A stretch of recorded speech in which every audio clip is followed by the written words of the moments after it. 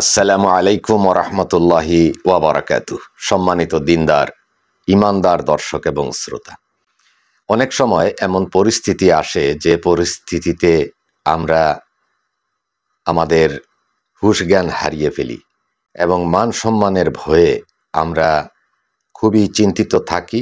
আমাদের ঘুম নষ্ট হয়ে যায়, ঘুম হারাম হয়ে যায়, খাবার দাবার খেতে ভালো লাগে না, আমরা অনেক সমস্যার মধ্যে থাকি।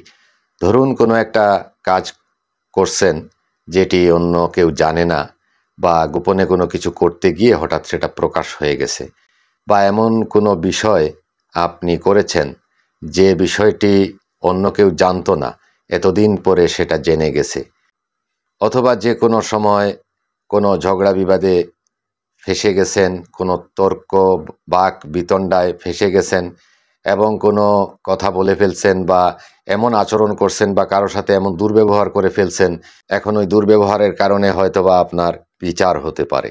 আপনি হয়তোবা সমাজের সামনে হাজির হয়ে আপনার জবানবন্দি দিতে হবে, সেটা স্থানীয় সমাজ হোক আর সেটা প্রশাসনিক কোনো ব্যাপার হোক।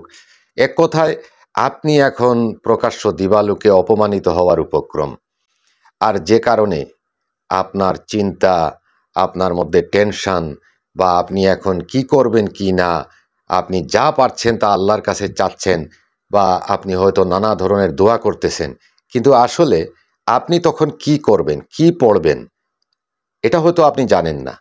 যদি এরকম কোনো পরিস্থিতিতে কেউ পড়েন যে আপনার মান সম্মান যাওয়ার উপক্রম, বা আপনি এমন কোনো কাজ করেছেন যে কাজের জন্য এখন আপনি ধরা পড়ে যাবেন বা ধরা পড়ে গেছেন, আপনি শুনতেছেন যে আপনার এই বিষয়টা এখন প্রকাশ হয়ে গেছে, আপনি ধরা পড়বেন বা আপনার এখন অবস্থা খারাপ হবে, তখন আপনি আল্লাহর সাহায্য চাইতে হবে। আর আল্লাহ পাকের কাছে যে মানুষ সাহায্য চায় সে অবশ্যই সাহায্য পায়, যদি সে খালেস নিয়তে আল্লাহর কাছে চাইতে পারে। আল্লাহ বলেছেন, উদউনি আস্তাজিব লাকুম, তুমি আমার কাছে দোয়া চাও, আমি তোমার দোয়া কবুল করব। সুতরাং আমরা তার কাছে দোয়া চাইতে হবে। চলুন শিখে নেই এইরকম পরিস্থিতিতে আমরা কি পড়ব, কি করব, সেটি আমরা জেনে নেই।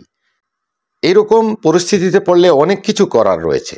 আমি সহজ এবং ছোট্ট আমলগুলোই আপনাদেরকে শেখাচ্ছি।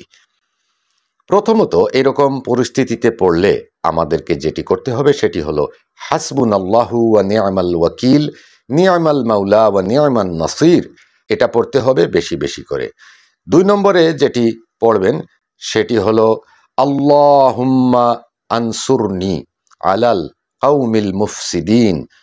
3 নম্বরে যেটি পড়বেন সেটি হচ্ছে লা ইলাহা ইল্লা আনতা সুবহানাকা ইন্নী কুনতু মিনাজ জালিমিন। এটা পড়বেন 3 নম্বরে।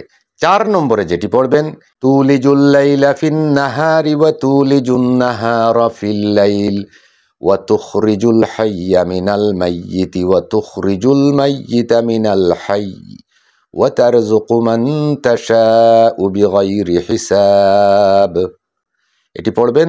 তারপরে দুরুদ শরীফ পড়বেন, সাল্লাল্লাহু আলা মুহাম্মদ সাল্লাল্লাহু আলাইহি ওয়াসাল্লাম, এবং সালাতুত তাসবিহ, সালাতুল হাজাত, এগুলো যদি সম্ভব হয় পড়বেন।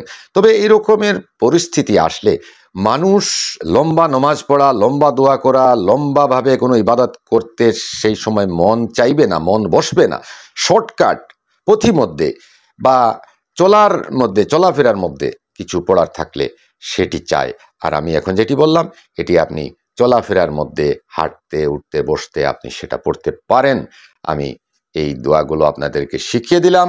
ইনশাআল্লাহ এরকম পরিস্থিতিতে পড়লে অবশ্যই এই দোয়াগুলো যদি করেন এবং আল্লাহর কাছে খালেস নিয়তে চান, ইনশাআল্লাহু তাআলা আপনাকে আল্লাহ সাহায্য করে দিবেন। আপনি আর অপমানিত হবেন না।